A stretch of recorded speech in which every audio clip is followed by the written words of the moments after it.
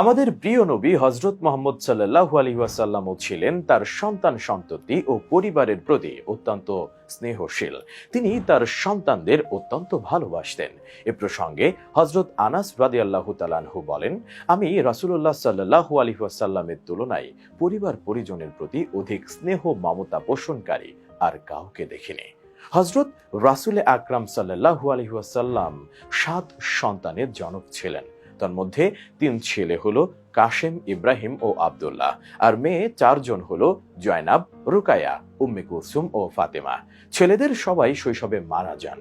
মেয়েদের মধ্যে হযরত ফাতিমা রাদিয়াল্লাহু তাআলা আনহা ব্যতীত সবাই রাসূল সাল্লাল্লাহু আলাইহি ওয়াসাল্লামের পূর্বেই পৃথিবী থেকে বিদায় নেন। তাই ফাতিমা রাদিয়াল্লাহু তাআলা আনহার প্রতি নবীজি সাল্লাল্লাহু আলাইহি ওয়াসাল্লামের আদর সোহাগ ছিল সবচেয়ে বেশি। তিনি নবীজি সাল্লাল্লাহু আলাইহি ওয়াসাল্লামের ঘরে এলে পিতৃস্নেহের উষ্ণতা দিয়ে তাকে বরণ করতেন।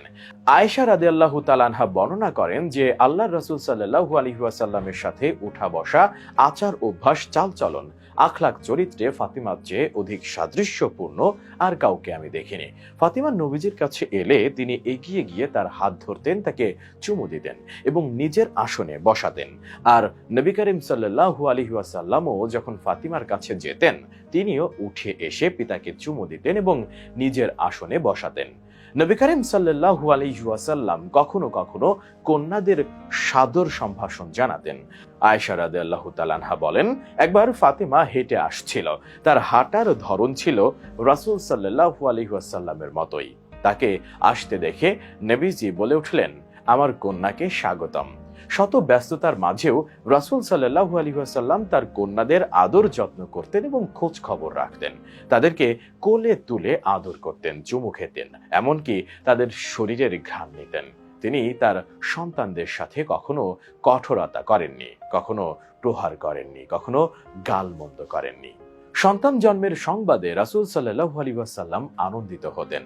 হযরত আবু রাফে রাদিয়াল্লাহু তাআলা আনহু যখন রাসূল সাল্লাল্লাহু আলাইহি ওয়াসাল্লামকে তার পুত্র ইব্রাহিমের জন্মের সংবাদ দেন, তখন তিনি খুশি হয়ে তাকে একজন দাস বা সেবক দান করেন। রাসূল সাল্লাল্লাহু আলাইহি ওয়াসাল্লাম তার সন্তান এবং নাতিদের জন্মের পর তাদের চুলের ওজনে রৌপ্য দান করেন এবং সবার নামে আকিকা করেন। হযরত আলী রাদিয়াল্লাহু তাআলা আনহু থেকে বর্ণিত, তিনি বলেন, রাসূল সাল্লাল্লাহু আলাইহি ওয়াসাল্লাম হাসানের পক্ষ থেকে একটি ছাগল আকিকা করেন এবং বলেন, ফাতিমা, হাসানের মাথা মুড়িয়ে দাও এবং তার চুলের সমপরিমাণ রৌপ্য সদকা করো। হযরত আনাস রাদিয়াল্লাহু তাআলা আনহু থেকে বর্ণিত, তিনি বলেন, রাসূল সাল্লাল্লাহু আলাইহি ওয়াসাল্লামের তুলনায় আমি পরিবার পরিজনের প্রতি অধিক স্নেহ মমতা পোষণকারী আর কাউকে দেখিনি। তার এক পুত্র ইব্রাহিম মদিনার উপকণ্ঠে দুধ পান করত। তার দুধ মা ছিল কায়না। আমরা তার কাছে যেতাম। রাসূল সাল্লাল্লাহু আলাইহি ওয়াসাল্লাম তাকে চুমু খেতেন এবং তার ঘ্রাণ নিতেন। রাসূল সাল্লাল্লাহু আলাইহি ওয়াসাল্লাম নিজে যেমন কন্যা সন্তানকে অবহেলা করতেন না, তেমনি কেউ পুত্র সন্তানের তুলনায় কন্যা সন্তানকে অবহেলা করলে রাসূল সাল্লাল্লাহু আলাইহি ওয়াসাল্লাম তাকে সতর্ক করতেন। সন্তান সন্ততি কান্না করলে রাসূল সাল্লাল্লাহু আলাইহি ওয়াসাল্লাম বিচলিত হতেন, তাদেরকে কোলে তুলে নিয়ে শান্ত করতেন। হযরত ফাতিমা রাদিয়াল্লাহু তাআলা আনহা ব্যতীত রাসূল সাল্লাল্লাহু আলাইহি ওয়াসাল্লামের বাকি সব সন্তান তার জীবদ্দশায় মারা যান।